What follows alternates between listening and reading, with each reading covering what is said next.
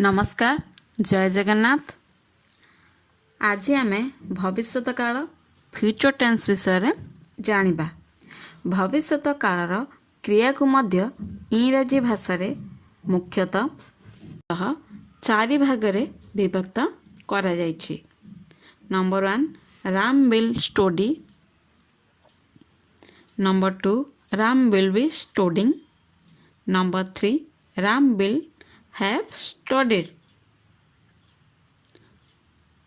number 4 Ram will have been studying since morning। वर्तमान काल और अतीत काल परि भविष्यत काल को क्रमशः future indefinite, future continuous, future perfect एवं फ्यूचर परफेक्ट कंटीन्यूअस टेंस कहा जाए। विल साल किपरि केउठी लागिबो। गोविंद तुमे कौन खेलिबो। Govind will you play. Ram ना मो खेलिबी नाही। Ram no I won't. Govind तुमे कौन काली आसीबो। Govind will you come tomorrow. Ram हाँ मु आसीबी। Ram yes I will come। Govind तुमे कौन आज राति रे एठारे रहिबो। Govind will you stay here tonight। Ram नाही मु फेरी जीबी।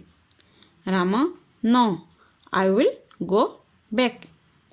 गोविंद तुमे कौन शुक्रवार दिन राजा को भेटिबो। Govind will you see Raja on Friday।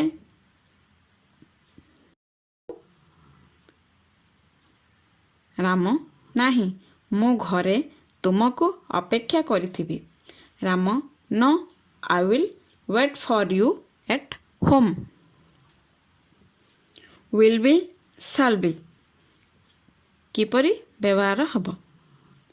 Amitabh तुमे कौन काली एही समय रे रेलगाड़ी रे यात्रा करुथबो। Amitabh will you be in the train at this time tomorrow। Rakesh हाँ मु काली एही समय रे कानपुर रे प्राय पहुँचुथिबी। Rakesh yes I will be about to reach Kanpur at this time tomorrow।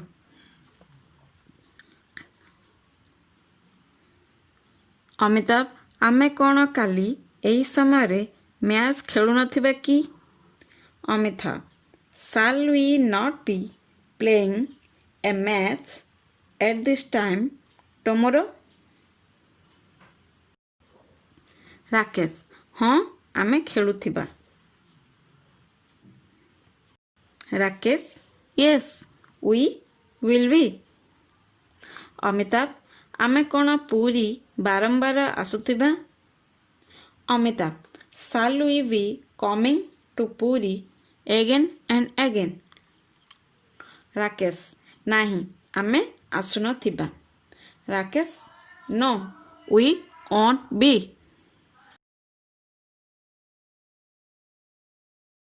will have shall have केउठी लागिबो। Meenakshi से कौन जाई सारी थिबे।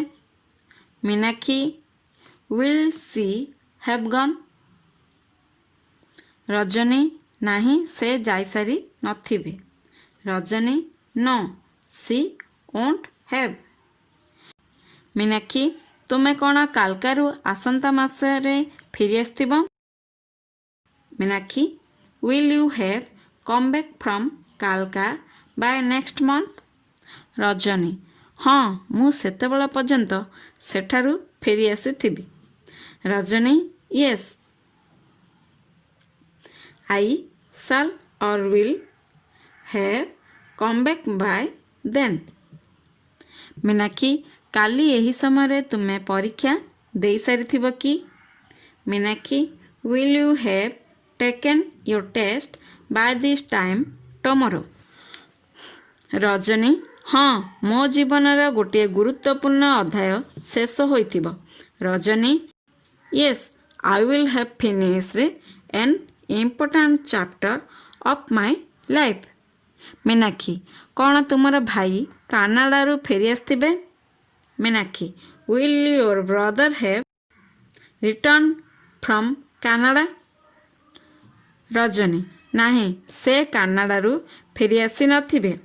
Rajni no he won't have. Will have been और शैल हैव बीन केउठी लागिबो? प्रभात तुमे कौन काली यही समय सोई सारी थिबो? Prabhat will you have been sleeping at this time tomorrow? Sudhir नहीं संभवतः मु यही समय पढ़ुथिबी। Sudhir no probably I shall have been studying at this time.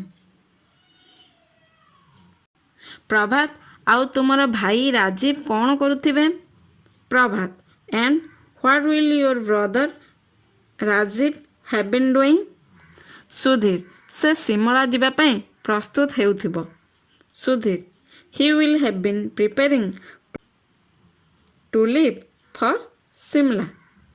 Remember यही वाक्य गुड़ा प्रति ध्यान दियंतु। A I shall not play, B you will not play. प्रथम वाक्य आई सहित साल अच्छी एवं द्वितीय वाक्य ही सहित विल अच्छी। यह साधारणतः भविष्यत कालर क्रिया को बुझाए। साधारणतः तृतीय पुरुष ही, सी, दे, इट, राम आदि एवं मध्यम पुरुष यू सहित विल प्रयोग कराए एवं उत्तम पुरुष आई, वी सहित साल प्रयोग करी हुए। साल प्रयोग हुए किंतु जदि आई, वी सहित विल तथा ही, सी, इट, दे, यू आदि सहित साल प्रयोग हुए तेबे सेठारे बुझिबाकु हेबो जे दृढ़ता और निश्चित अर्थरे वाक्यटी कुहा जाउछि।